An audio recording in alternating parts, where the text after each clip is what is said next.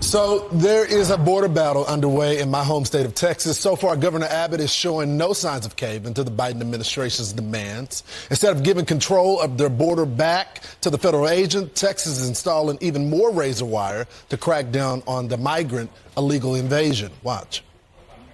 Texas has a right as a state to stop criminals from coming into our state, to make arrests of those criminals. And we have National Guard as well as Texas Department of Public Safety officers who are there to make those arrests and to deny illegal entry. And Joe Biden actually does have an option here. Joe Biden's option is to enforce the laws of the United States and stop this illegal entry. It is just Greg Abbott. Now 25 Republican governors are siding with Governor Greg Abbott, signing a joint statement in support of Texas. South Dakota's Kristi Noem is one of them, and she's heading to the border today. Oklahoma Governor Kevin Stitt is also backing Abbott, and he'll join us later in the show. Former Justice Department official in the Trump administration, Gene Hamilton, saying, quote, unless and until a federal judge comes in and says, you may not, state of Texas, put razor wire up along the border anymore, Texas should keep doing exactly what it needs to do. And eventually, this turns into a game of will between the feds and the state of Texas. Now, unsurprisingly, California Governor Gavin Newsom is coming to Biden's defense.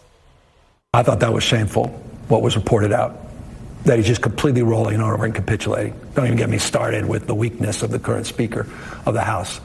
I mean, they don't want a deal, period, full stop. They don't want a deal. They don't want to make this a quote-unquote campaign win for Joe Biden. It's just everything you need to know about the fraud that they're perpetuating on the issue of the border. They want to make this a political issue consistently.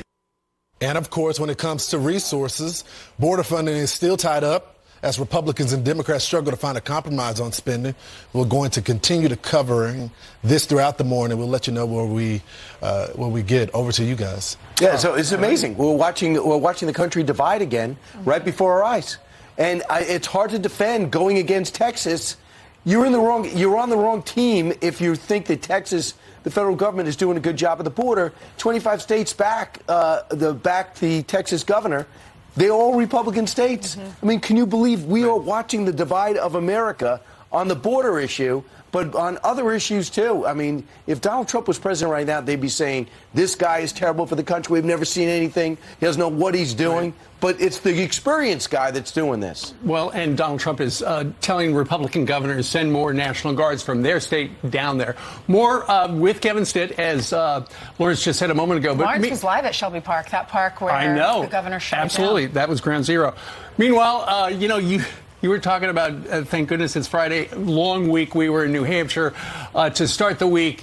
Where Donald Trump came in first, Nikki Haley came in second. She has made it very clear at this point she is not dropping out. Essentially, her camp is saying, look, we've only decided only 61 delegates have been picked.